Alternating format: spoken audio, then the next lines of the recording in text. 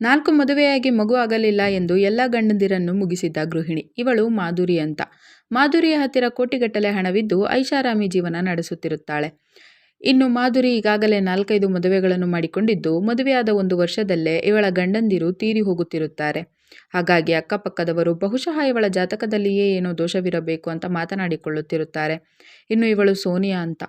ಸೋನಿಯಾ ಮಾಧುರಿಯ ಅಕ್ಕನ ಮಗಳಾಗಿದ್ದು, ಮಾಧುರಿ ಸೋನಿಯಾಳನ್ನು ತನ್ನ ಮನೆ ಕೆಲಸದವಳ ಥರ ನೋಡಿಕೊಳ್ಳುತ್ತಿರುತ್ತಾಳೆ. ಇನ್ನು ಮಾಧುರಿಯ 4ನೇ ಗಂಡ ಈಗ ತಾನೇ ತೀರಿ ಹೋಗಿದ್ದರೆ, ಮಾಧುರಿ ಅದರ ಬಗ್ಗೆ ಯೋಚನೆ ಮಾಡದೆ ಮತ್ತೊಬ್ಬ ಹುಡುಗನನ್ನು ಮದುವೆಯಾಗುವ ವಿಚಾರ ತನಗೆ ಪರಿಚಯವಿದ್ದ ದೇವ್ಗೆ ಹೇಳುತ್ತಾಳೆ.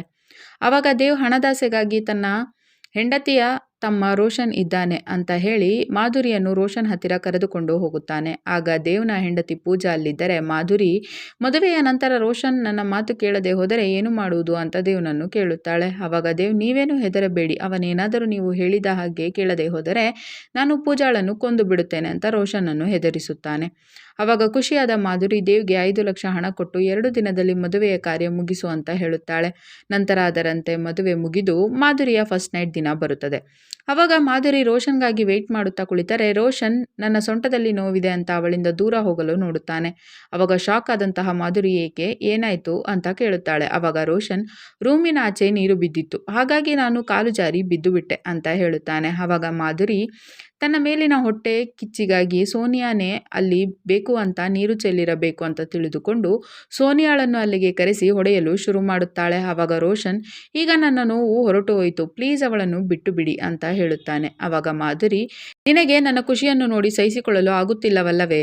ಇನ್ನೊಮ್ಮೆ ನೀನು ಈಗೇನಾದರೂ ನನಗೆ ಅಡ್ಡಿ ಮಾಡಲು ನೋಡಿದರೆ ನಾನು ನಿನ್ನನ್ನು ಕೊಂದು ಬಿಡುತ್ತೇನೆ ಅಂತ ಸೋನಿಯಾಳನ್ನು ಬೈದು ರೂಮಿನಿಂದ ಆಚೆ ಹಾಕಿ, ಯಾರಾದರೂ ನನ್ನ ಖುಷಿಗೆ ಅಡ್ಡಿ ಮಾಡಲು ನೋಡಿದರೆ ನಾನು ಯಾರನ್ನು ಬಿಡುವುದಿಲ್ಲ, ನನಗೆ ಇದುವರೆಗೆ ಸಂತಾನವಾಗಿಲ್ಲ, ನೀನು ನನಗೊಂದು ಗಂಡು ಮಗು ಕೊಡು, ಇಲ್ಲದೆ ಹೋದರೆ ನನ್ನ ಇಡೀ ಆಸ್ತಿ ಸೋನಿಯಾಳ ಹೆಸರಿಗೆ ಆಗಿಬಿಡುತ್ತದೆ, ಹಾಗಾಗುವುದು ನನಗೆ ಇಷ್ಟವಿಲ್ಲ ಅಂತ ಹೇಳುತ್ತಾಳೆ. ಆವಾಗ ಅದೆಲ್ಲವನ್ನು ಕೇಳಿ ಸೋನಿಯಾಗೆ ಶಾಕ್ ಆದರೆ ಮಾಧುರಿ ಖುಷಿಯಿಂದ ರೋಷನ್ ಜೊತೆ ಸ್ವರ್ಗ ಸುಖ ಕಾಣುತ್ತಾಳೆ. ನಂತರ ಮರುದಿನ ಸೋನಿಯಾ ಮಾಧುರಿಯ ರೂಮ್ಗೆ ಹೋಗಿ ಅವಳ ಫೋನಿನಿಂದ ಅವಳ ಎಲ್ಲ ಫೋಟೋಗಳನ್ನು ತನ್ನ ಫೋನಿಗೆ ಸೆಂಡ್ ಮಾಡಿಕೊಳ್ಳುತ್ತಾಳೆ. ನಂತರ ಮಾಧುರಿ ರೋಷನ್ಗೆ ಊಟ ಹಾಗೂ ಎಲ್ಲ ವಸ್ತುಗಳನ್ನು ಇಲ್ಲೇ ತಂದು ಇಡು, ನಾನು ಈ ರೂಮ್ ಲಾಕ್ ಮಾಡಿ ಹೊರಗಡೆ ಹೋಗುತ್ತಿದ್ದೇನೆ ಅಂತ ಸೋನಿಯಾಗೆ ಹೇಳುತ್ತಾಳೆ.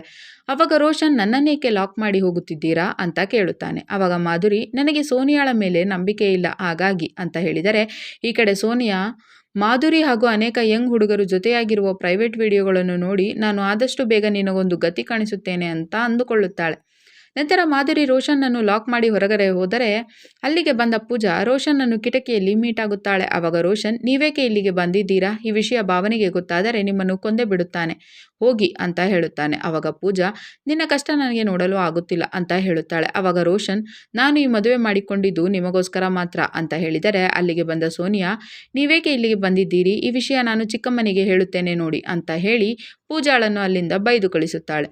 ನಂತರ ಮನೆಗೆ ಬಂದ ಮಾಧುರಿ, ಪೂಜಾ ಇಲ್ಲಿಗೆ ಬಂದಿದ್ದಳಂತೆ, ಏಕೆ? ನೀನು ನನ್ನ ಜೊತೆ ಖುಷಿಯಾಗಿಲ್ಲವೇ?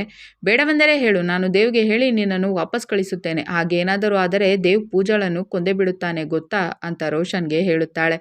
ಆವಾಗ ರೋಷನ್, ಹಾಗೇನಿಲ್ಲ, ನಾನು ನಿಮ್ಮ ಜೊತೆ ತುಂಬ ಖುಷಿಯಾಗಿದ್ದೇನೆ ಅಂತ ಹೇಳುತ್ತಾನೆ. ಆವಾಗ ಮಾಧುರಿ, ನಮ್ಮದು ಈಗ ತಾನೇ ಮದುವೆಯಾಗಿದೆ, ನೀನು ನನಗಾಗಿ ಕುತೂಹಲದಿಂದ ಕಾಯುತ್ತಾ ಕುಳಿತಿರಬೇಕು ಗೊತ್ತಾ ಅಂತ ಹೇಳಿ ಅವನ ಜೊತೆ ರೊಮ್ಯಾನ್ಸ್ ಮಾಡಲು ಮುಂದಾಗುತ್ತಾಳೆ.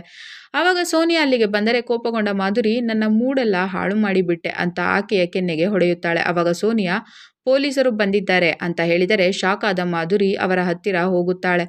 ಆವಾಗ ಪೊಲೀಸರು, ಈಗ ರೀಸೆಂಟಾಗಿ ತೀರಿಕೊಂಡ ನಿಮ್ಮ 4ನೇ ಗಂಡ ರಾಜೇಶ್ ಅವರದ್ದು ಸಾವಲ್ಲ, ಕೊಲೆ ಅಂತ ನಿಮ್ಮ ಮೇಲೆ ಕಂಪ್ಲೇಂಟ್ ಕೊಡಲಾಗಿದೆ ಅಂತ ಮಾಧುರಿಗೆ ಹೇಳುತ್ತಾರೆ.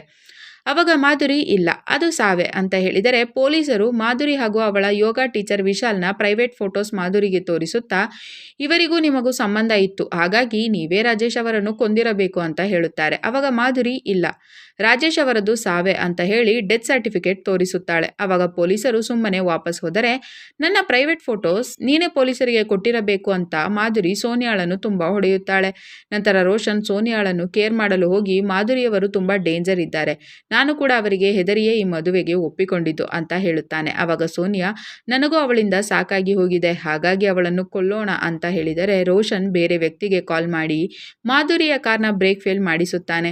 ನಂತರ ಹೊರಗಡೆ ಹೋಗುವಾಗ ಮಾಧುರಿ ರೋಷನ್ಗೆ ಡ್ರೆಸ್ ತರಲು ಸೋನಿಯಾಳನ್ನು ಜೊತೆಯಲ್ಲಿ ಕರೆದುಕೊಂಡು ಹೋಗುತ್ತಾಳೆ. ಆವಾಗ ಆ ವ್ಯಕ್ತಿ ರೋಷನ್ ಹತ್ತಿರ ಬಂದು, ನಾನು ಮಾಧುರಿಯವರ ಕಾರ್ ಬ್ರೇಕ್ ಮತ್ತೆ ಸರಿ ಮಾಡಿದ್ದೇನೆ. ಮಾಧುರಿ ಸರಿ ಇಲ್ಲ, ಅವಳಿಗೆ ನಿನ್ನಿಂದ ಮಗು ಅಲ್ಲ, ಕೇವಲ ಸುಖ ಮಾತ್ರ ಬೇಕು. ಹಾಗಾಗಿ ಅವಳು ತನ್ನ ಆಸೆ ತೀರಿಸಿಕೊಂಡ ಮೇಲೆ ನಿನ್ನನ್ನು ಕೂಡ ಕೊಂದು ಮತ್ತೆ ಬೇರೆ ಹುಡುಗನನ್ನು ಮದುವೆಯಾಗುತ್ತಾಳೆ. ಹುಷಾರಾಗಿರು ಅಂತ ರೋಷನ್ಗೆ ಹೇಳಿ ಹೋಗುತ್ತಾನೆ.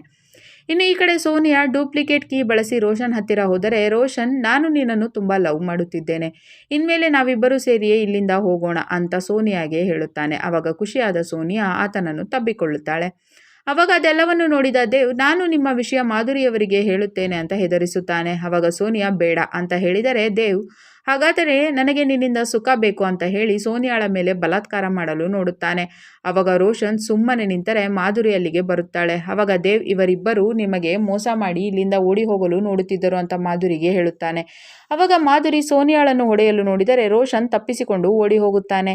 ಆವಾಗ ದೇವ್ ಹಾಗೂ ಮಾಧುರಿ ಹೊರಗಡೆ ಓಡಿ ಹೋದರೆ ರೋಷನ್ ವಾಪಸ್ ಸೋನಿಯಾಳ ಹತ್ತಿರ ಬಂದು, ಮನೆಯಲ್ಲಿದ್ದ ಒಡವೆ ಹಾಗೂ ಬಂಗಾರವನ್ನೆಲ್ಲ ತೆಗೆದುಕೋ, ಇಲ್ಲಿಂದ ಎಲ್ಲಾದರೂ ಓಡಿ ಹೋಗೋಣ ಅಂತ ಸೋನಿಯಾಗೆ ಹೇಳುತ್ತಾನೆ. ಆವಾಗ ಸೋನಿಯಾ ಎಲ್ಲ ಪ್ಯಾಕ್ ಮಾಡಿದರೆ ಪೂಜಾ ರೋಷನ್ಗೆ ಕಾಲ್ ಮಾಡುತ್ತಾಳೆ. ನಂತರ ಇವರಿಬ್ಬರು ಓಡಿ ಹೋದ ವಿಷಯ ತಿಳಿದ ಮಾಧುರಿ, ಇವರಿಬ್ಬರು ನನಗೆ ಸಿಗದೆ ಹೋದರೆ ನಿನ್ನನ್ನು ಕೊಂದು ಬಿಡುತ್ತೇನೆ ಅಂತ ದೇವ್ನನ್ನು ಹೆದರಿಸುತ್ತಾಳೆ. ಆಮೇಲೆ ಸೋನಿಯಾ, ನೀನು ತುಂಬ ಮೂರ್ಖನಿದ್ದೀಯಾ, ನಾನು ನಿನ್ನನ್ನು ಲವ್ ಮಾಡುತ್ತಿಲ್ಲ, ನಿನ್ನಿಂದ ಚಿಕ್ಕಮ್ಮನಿಗೆ ಮಗುವಾದರೆ ನನಗೆ ಆಸ್ತಿ ಸಿಗುವುದಿಲ್ಲ ಅಂತ ನಾನು ನಿನ್ನನ್ನು ಅಲ್ಲಿಂದ ಕರೆದುಕೊಂಡು ಬಂದೆ. ನಾನೀಗ ಚಿಕ್ಕಮ್ಮನಿಗೆ ಮೆಸೇಜ್ ಮಾಡಿ ನೀನೇ ನನ್ನನ್ನು ಫೋರ್ಸ್ ಮಾಡಿ ಇಲ್ಲಿಗೆ ಕರೆದುಕೊಂಡು ಬಂದಿದ್ದೀಯಾ ಅಂತ ಹೇಳಿದ್ದೇನೆ. ಅವರು ಕೂಡ ಈಗಲೇ ಇಲ್ಲಿಗೆ ಬರುತ್ತಾರೆ ಅಂತ ಹೇಳುತ್ತಾಳೆ. ಆವಾಗ ರೋಷನ್, ಸೋನಿಯಾ ಡಬಲ್ ಕ್ರಾಸ್ ಮಾಡಿಬಿಟ್ಟಳು, ನೀನು ಇಲ್ಲಿಗೆ ಬರಬೇಡ ಅಂತ ಪೂಜಾಗೆ ಕಾಲ್ ಮಾಡಿ ಹೇಳಿ ನೀನೇಕೆ ನನಗೆ ಮೋಸ ಮಾಡಿದೆ ಅಂತ ಸೋನಿಯಾಳನ್ನು ಕೇಳಿದರೆ, ಸೋನಿಯಾ, ನೀನು ಕೂಡ ನನಗೆ ಮೋಸ ಮಾಡಲು ಹೊರಟಿದ್ದೆ, ನೀನು ಪೂಜಾ ಅವರಿಗೆ ಕಾಲ್ ಮಾಡಿ ನೀನು ನನಗೆ ಮೋಸ ಮಾಡಿ ಆಮೇಲೆ ಎಲ್ಲ ಒಡವೆಗಳು ಹಾಗೂ ಹಣದೊಂದಿಗೆ ಪೂಜಾ ಅವರ ಜೊತೆ ಶಟಲ್ ಆಗುವ ವಿಚಾರ ಅವರೊಂದಿಗೆ ಮಾತನಾಡುವಾಗ ನಾನು ಕೇಳಿಸಿಕೊಂಡಿದ್ದೆ ಅಂತ ಹೇಳುತ್ತಾಳೆ. ಅದೇ ಸಮಯಕ್ಕೆ ಮಾಧುರಿ ಹಾಗೂ ದೇವ್ ಅಲ್ಲಿಗೆ ಬಂದರೆ, ಸೋನಿಯಾ, ರೋಷನ್ ನಿಮಗೆ ಮೋಸ ಮಾಡುವ ಸಲುವಾಗಿ ನನ್ನನ್ನು ಇಲ್ಲಿಗೆ ಕರೆತಂದಿದ್ದ ಅಂತ ಮಾಧುರಿಗೆ ಹೇಳುತ್ತಾಳೆ. ಅವಾಗ ಮಾಧುರಿ, ನೀನು ಅವನ ಡೋರ್ ಓಪನ್ ಮಾಡದೆ ಹೋಗಿದ್ದರೆ ಇಷ್ಟೆಲ್ಲ ಆಗುತ್ತಿರಲಿಲ್ಲ ಅಂತ ಸೋನಿಯಾಳನ್ನು ಕೊಲೆ ಮಾಡುತ್ತಾಳೆ. ಆವಾಗ ರೋಷನ್, ನಾನು ಸೋನಿಯಾ ಹೇಳಿದ್ದಕ್ಕಾಗಿ ಇಷ್ಟೆಲ್ಲ ಮಾಡಿಬಿಟ್ಟೆ, ಪ್ಲೀಸ್ ನನ್ನನ್ನು ಕ್ಷಮಿಸಿ ಬಿಡಿ ಅಂತ ಮಾಧುರಿಯನ್ನು ಕೇಳುತ್ತಾನೆ. ಆವಾಗ ಅಲ್ಲಿಗೆ ಬಂದ ವಿಶಾಲ್, ಇವಳು ನಿನ್ನನ್ನು ಕೂಡ ಬಿಡುವುದಿಲ್ಲ, ಇವಳು ತನ್ನ ದೇಹದ ಸುಖಕ್ಕಾಗಿ ಎಲ್ಲರನ್ನು ಕೊಲೆ ಮಾಡುತ್ತಲೇ ಬಂದಿದ್ದಾಳೆ ಅಂತ ರೋಷನ್ಗೆ ಹೇಳುತ್ತಾನೆ. ಆವಾಗ ಮಾಧುರಿ ಅವನನ್ನು ಕೂಡ ಕೊಂದರೆ ರೋಷನ್ ಕ್ಷಮೆ ಕೇಳುವ ಹಾಗೆ ನಾಟಕ ಮಾಡಿ ಮಾಧುರಿಯನ್ನು ಕೊಲ್ಲುತ್ತಾನೆ. ಆವಾಗ ಪೂಜಾ ಪೊಲೀಸರೊಂದಿಗೆ ಅಲ್ಲಿಗೆ ಬಂದರೆ ರೋಷನ್ ಇವರನ್ನೆಲ್ಲರನ್ನು ದೇವ್ನೇ ಕೊಂದಿದ್ದು ಅಂತ ಪೊಲೀಸರಿಗೆ ಹೇಳಿ ಅವನನ್ನು ಅರೆಸ್ಟ್ ಮಾಡಿಸಿ ಮಾಧುರಿಯ ಎಲ್ಲ ಆಸ್ತಿಗೆ ತಾನೇ ವಾರಸುದಾರನಾಗುತ್ತಾನೆ. ನಂತರ ಅಲ್ಲಿಗೆ ಬಂದ ಪೊಲೀಸರು ದೇವ್ ಅವರು ನಮಗೆ ಎಲ್ಲ ವಿಷಯ ತಿಳಿಸಿದ್ದಾರೆ ಅಂತ ಹೇಳಿ ರೋಷನ್ನನ್ನು ಅರೆಸ್ಟ್ ಮಾಡುತ್ತಾರೆ. ಕತೆ ಇಲ್ಲಿಗೆ ಮುಗಿಯುತ್ತದೆ. ಈ ವಿಡಿಯೋವನ್ನು ಪೂರ್ತಿ ನೋಡಲು ಶಿಮಾರು ಎಂಬ ಯೂಟ್ಯೂಬ್ ಚಾನೆಲ್ನಲ್ಲಿ ಚಮಕ್ ಚಲ್ಲೋ ಎಂದು ಹುಡುಕಿ ನೋಡಬಹುದು.